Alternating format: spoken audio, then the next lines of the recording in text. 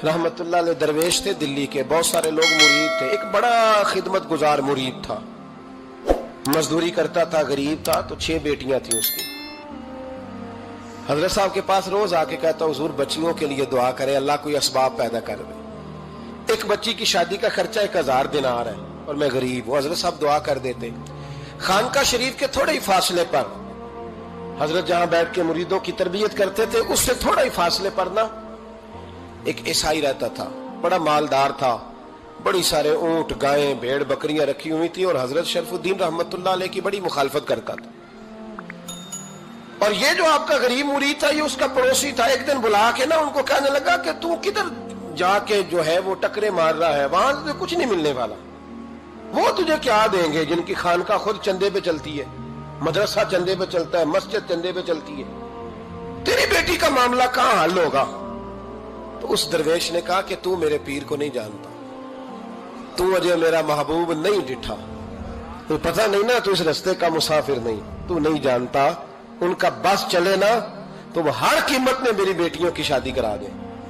अब वो ईसाई था, कहने लगा अच्छा चलो ठीक है, अगर इतनी बात है ना तो जाओ उनसे जाके कह दो कि 6 साल के लिए मेरे साथ मुआहदा कर लें, तो मेरे जानवरों को चारा डाल दिया करे, 6 साल ड्यूटी करे, मैं 6000 दिनार दे देता हूं। वो मेरे साथ 6 साल मेरे जानवरों को चारा डाले, रखते हैं ना आप चारा डालने के लिए, एडवांस पैसे दे के। अब तो लोग उन्हें भी गुलाम ही बना लेते हैं, बड़ी थोड़ी तनख्वाह देते हैं, जुल्म करते हैं, पूरा मुआवजा नहीं देते। हजरत शेख शरफुद्दीन के बारे में वो कहने लगा, जब अपने पीर से जाके कह के मेरे जानवरों को 6 साल चारा डाले, मैं 6000 दे देता हूं, तू जो कहता है हर कीमत पे जाने को तैयार है। उसने जब ये बात की तो मुरीद ने नाराज हो गया, वो लड़ाई हो गई, गिरबान पकड़ लिया, झगड़ा हुआ, बात बड़ी दूर गई। इस तरह की बात करता है मेरे हजरत के बारे में, तेरे जैसे कई मैं वहां काम पे रखा दूं। जब वो बड़ी बहस हुई, बात मोहल्ले में, इलाके में फैल गई, दुनिया ने सुन ली, तो शेख शरफुद्दीन तक भी पहुंच गई। इस तरह झगड़ा हुआ है। लोग सो गए इशा की नमाज के बाद। हजरत साहब ने ना सर पे कपड़ा लिया, उस ईसाई के दरवाजे पे दस्तक दी, वो बाहर आया, फरमाने लगे लोग तो सोच समझ के मुलाजम रखते हैं, तूने भी तो सोच ही लिया होगा, तभी तो मुझे ऑफर की है। तू अपनी ऑफर पे कायम है? वाकई मुझे रख लेगा और 6000 दिनार दे देगा? कहने लगा जा बाबा काम कर अपना। फरमाया नहीं, तूने इतने लोगों में बात की, इतनी बहस हुई, तो कायम है? कहने लगा मैं तो कायम हूं, पर आपने नहीं कायम रहना। फरमाया मैं सोच समझ के आया हूं। उसने कहा आप ड्यूटी करेंगे, भैंसों को चारा डालेंगे? फरमाया एक शर्त, बस जब अजान हो जाए ना तो मुझे रब की नमाज पढ़ने की इजाजत दे देना, बाकी सुबह शाम जो तू कहेगा। अगर उस गरीब की बेटियां ब्याही जाए तो मुझे और क्या चाहिए? उसकी 6 बेटियों का बोझ है उसके सर पे, तू मुझे रख ले। अल्लाह अकबर। वो कहने लगा चले पे मेरे साथ खते बंदगी कर ले। आजकल हम स्टाम करते हैं, उस जमाने में खते बंदगी होता था, गुलामी का खत। काजी शहर के पास, यानी उसका ख्याल था कि चलो स्टाम की बात करूंगा तो भाग जाएंगे। फरमाया चल मैं तैयार हूं। काजी तक गए, तय हो गया, 6000 दिनार दे दिए। हजरत ने मुरीद को बुलाया, फरमाया पुत्र ये ले जा, जा मेरी बेटियों को रवाना कर दे। कहने लगा हुजूर ये क्या कर रहे हो आप, कुछ सोचे? फरमाया यार जब तुझे बेटा बना लिया तो फिर मेरी पोतियां तो लगती हैं ना, मेरा हक तो बनता है ना, जा जाके ड्यूटी कर, उनको ब्याह दे। बात फैल गई। बादशाह भी अकीदतमंद था, वो 12000 दिनार लेके पहुंचा।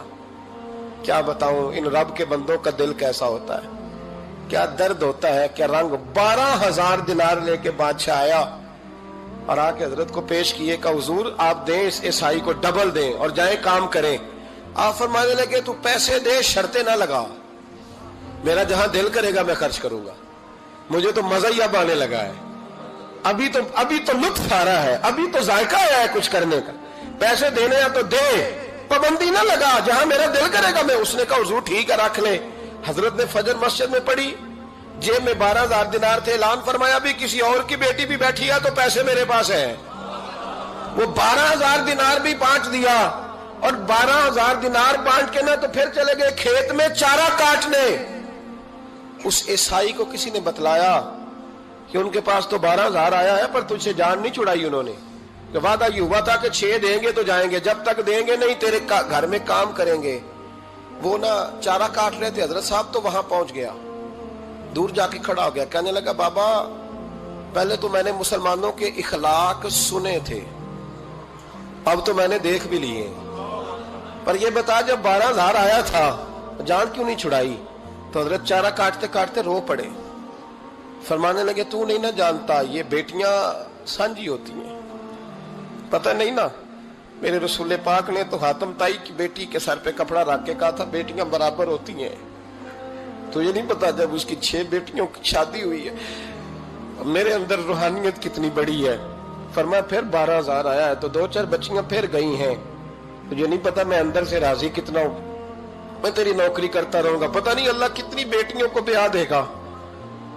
اتنا رویا وہ عیسائی کے پیروں میں بیٹھ گیا، کہنے لگا بابا میں نے تیری مخالفت کی ہے پر تیرے قریب آ کے پتہ چلا ہے کہ تو بہت اونچے اخلاق کا مالک ہے، اور اگر تیرا یہ مقام ہے تو تجھے اخلاق سکھانے والے محمد عربی کی شان کتنی ہوگی۔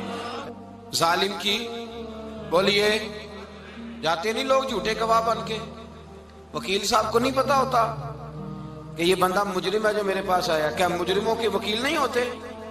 بولے تو اس کو پتہ نہیں ہوتا وکیل صاحب کو کہ یہ صاحب مجرم ہے، میرے پاس مقدمہ لے کے آئے، اور اگر بے ادبی نہ ہو جائے تو میرا خیال ہے قاضی عدالت کو بھی پتا ہوتا ہے کہ مجرم کون ہے اور مظلوم۔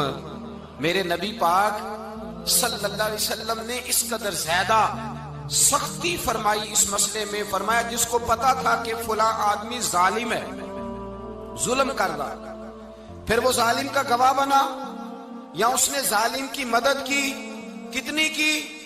شارحین لکھتے ہیں چاہے اس نے ایک جملہ بول کے کی، چاہے ایک، سارے بولیے، چاہے ایک غریب کو اس نے ظلم کیا تو کہتے ہیں علاج یہ سی، چاہے ایک جملہ بول کے کی، شارحین اس حدیث کی شرح میں لکھتے ہیں ایک جملہ بول کے چاہے مدد کی، جس بندے نے کسی ظالم کی مدد کی کسی مقدمے میں یا کسی صورت میں اور اسے پتا تھا یہ ظالم ہے، میرے نبی پاک صلی اللہ تعالی علیہ وسلم فرماتے ہیں اگر اس نے مدد کی، ابھی ظالم کی بات نہیں ہو رہی، ظالم کے مددگار کی بات ہو رہی، اگر کسی نے ظالم کی مدد کی تو حضور فرماتے ہیں خدا بھی اس سے بری ذمہ ہے، رسول بھی اس سے بری ذمہ ہے۔ سنبھال کے رکھے اپنی نمازیں، قربانیاں، حج، زکوٰۃ سنبھال کے رکھے۔ اگر ظالموں کا مددگار ہے، الیکشن آ لینے دے، آپ کو نظر آ جائے گا کون کون ظالموں کا مددگار ہے، نظر آ جائے گا۔ اپنی جیب سے لوگ پیسے دے کے ظالموں کی مدد کریں گے، ان کے فلیکس چھپوائیں گے، بورڈ لگوائیں گے، جیبوں سے پیسے دے کے۔ ہم نے خود آگ لگائی ہے چمن میں اپنے، بے سبب گردشی ایام کو الزام نہ دو، ہم نے خود نور کا ظلمت سے کیا ہے سودا، کر کے توہین سحر شام کو الزام نہ دو۔ ظالموں کے مددگار میدان میں آ گئے، یہ چھوٹا لفظ نہیں، میرے حبیب پاک صلی اللہ علیہ وسلم نے فرمایا جو ظالم کا مددگار ہے سن لے جو سجن کے ساتھ کچہری جاتا ہے، وہ یاد رکھے جو دوست کا گواہ بنتا ہے، وہ یاد رکھے جو کہتا ہے میں مانگی گیا تھا، مجھے بلایا گیا تھا قبضہ چھڑانے کے لیے کسی غریب بیوہ کی جائیداد پہ، وہ سن لے تو مدد کر کے نہیں آیا، تو خدا کے ذمے سے نکل گیا ہے۔ رسول پاک نے فرمایا تیرا میرا تعلق ختم ہو گیا، تو ظالم کا مددگار ہو گیا، پھر تو کہتا میں بے چین ہوں، میں بے قرار ہوں، میں آزمائش کا شکار ہوں، پلٹ کے دیکھ تو صحیح تیرا گناہ کتنا بڑا ہے۔ میرے نبی پاک صلی اللہ علیہ وسلم کا ایک اور فرمان سن لیں، ابن ماجہ ابو داؤد میں موجود ہے، اس حدیث کو آپ نے یاد کر لینا ہے، کر لیں گے انشاءاللہ، سارے کہیے انشاءاللہ کر لیں گے یاد۔ حضور صلی اللہ علیہ وسلم نے فرمایا اگر تو ظالم کی مدد کرے گا نا، یہ لفظ دل کی تختی پہ لکھ لینا، یہ مکافات عمل ہے، مکافات عمل دنیا، ادھر کرو گے تو ادھر بھرو گے۔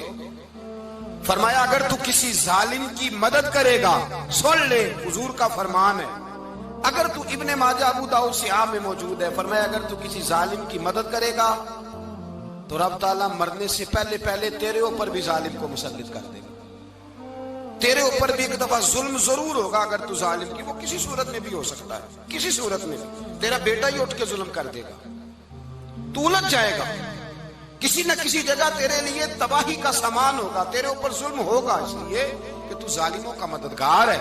چاہیے یہ تھا کہ تو مظلوم کی مدد کرتا، انسانی ایمانی یقین کا فریضہ سر انجام دیتا، تو ظالموں کا مددگار ہو گیا۔ ٹٹول کے دیکھ لیں، رزلٹ نکال کے دیکھ لیں، ہمارے زمانے میں ظالموں کے مددگار زیادہ ہیں، اتنی لمبی زبانیں نکال کے ظالموں کی مدد کرتے ہیں، بڑے بڑے کالم نویس اللہ نے انہیں قدرت دی لکھنے کی، تو اپنا قلم ظالموں کی مدد میں خرچ کرتے ہیں۔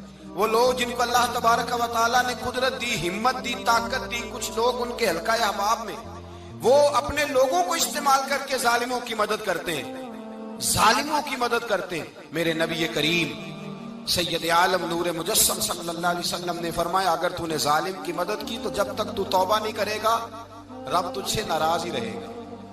اللہ تجھ سے، او بھائی جس سے رب بھی ناراض ہو گیا، نہ کھانا نہ پینا نہ سونا نہ جاگنا نہ نیند، پھر تیری ہر چیز تیرے لیے آزمائش ہو جائے گی، پھر تیرا سایہ بھی تیرے لیے خوف کا سامان بنے گا، پھر زندگی جیتی جاگتی لاش بن جائے گی، تو اپنے کندھوں پر اپنی میت اٹھائے پھرے گا جب تو ظالم کا مددگار ہوگا۔ اور نبی پاک صلی اللہ علیہ وسلم نے فرمایا ظالموں کا مددگار بھی ظالم ہوتا ہے، ظالموں کا مددگار بھی، سارے بولے ظالموں کا مددگار بھی نہیں، کو نہیں، آپ سارے نہیں بولے، ایک دفعہ بولے ظالموں کا مددگار بھی، پکی بات ہے، ظالموں کا مددگار بھی۔ اللہ اکبر، جس کا یارانہ ہو، جس کا دوستانہ ہو، جو کہے میں نے نا اس کو اوکھے ویلے کے لیے ظالم کو یاد رکھا ہوا ہے۔ کبھی مشکل میں رکھے نہیں ہوئے لوگوں نے ظالم دوست، کہتے میں نے رکھے ہوئے ہیں، بلکہ ہمارے دیہات میں تو کہتے ہیں میں نے بازو بنائے ہوئے ہیں۔ کس کو بازو بنا لیا؟ ظالم بھی کبھی بازو ہوتا ہے، جو ظلم کی تلوار لیے میدان میں کھڑا ہے۔ قارون، حامان، فرعون، نمرود کا حال نہیں لوگوں نے دیکھا؟ اپنے زمانے میں آپ نے کتنے لوگ نہیں دیکھے جن کے سائے سے، آواز سے لوگ کانپتے تھے؟ پھر پولیس کی گاڑیوں میں وہ اس طرح مردہ پڑے کہ دنیا نے تماشا دیکھا ان کا۔ یہ رنگ ہم نے دیکھے نہیں اپنے آنکھوں سے۔ فرمایا ظالم کا مددگار بھی، جو کار میں بٹھا کے لے کے گیا وہ بھی ظالم، جس نے چائے پلائی وہ بھی، جس شخص نے کھانا کھلایا وہ بھی، جو کچہری تک ساتھ گیا وہ بھی، جس نے فلیکس کے نیچے، بڑے شرابی کے نیچے چھوٹی اپنی فوٹو لگائی وہ بھی، جو ووٹ کی پرچی ڈالنے گیا وہ بھی۔ کہہ دینا باہر نکل کے کہ حضرت صاحب نے سیاسی تقریر کی ہے، کہہ دینا، پر بات تو سچی ہے نا۔ خوگرے حمد سے تھوڑا سا گلا بھی سن لے، خوگرے حمد سے تھوڑا سا بھی گلا۔ امام مالک کے پاس ایک بندہ آیا، اس نے کہا حضور میں درزی ہوں، ایک ظالم بادشاہ مجھ سے کپڑے سلواتا ہے، میں تو ظالموں کا مددگار نہیں نا۔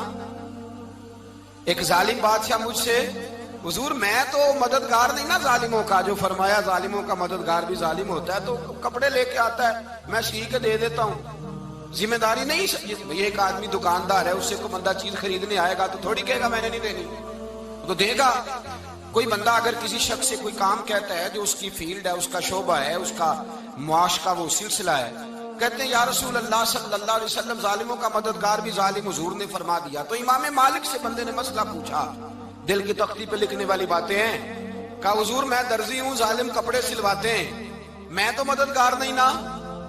امام صاحب کہنے لگے نہیں، مددگار تو وہ ہوگا جو تجھے سوئی دھاگا فراہم کرے گا، تو تو پورے کپڑے سی کے دیتا ہے، تو تو خود بہت بڑا ظالم ہے، تو پورے سوٹ سی کے دیتا ہے، تو تو بہت بڑا ظالم خود ہے۔ مددگار تو وہ ہوگا جو تجھے دھاگا دے گا، جو تجھے بٹن دے گا، جو تجھے نلکی دے گا، جو ظالم سے اتنی نفرت ظلم کر کے بندہ ہے۔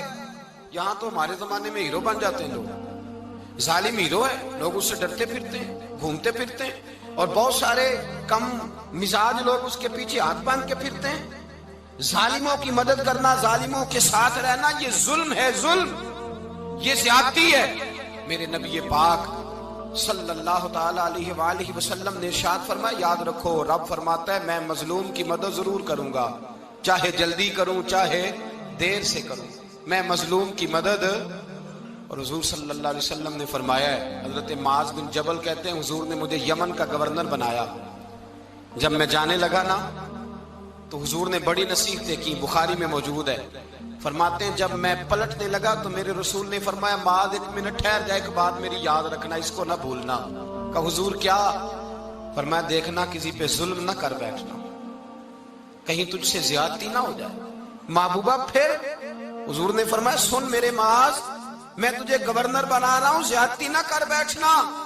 یا رسول اللہ صلی اللہ علیہ وسلم کیا ہوتا ہے؟ تو میرے کریم نے فرمایا جب مظلوم دعا کے لیے ہاتھ اٹھاتا ہے تو عرش کا مالک کہتا ہے فرشتوں پیچھے ہٹ جاؤ، عرش کا مالک کہتا ہے فرشتوں پیچھے ہٹ جاؤ۔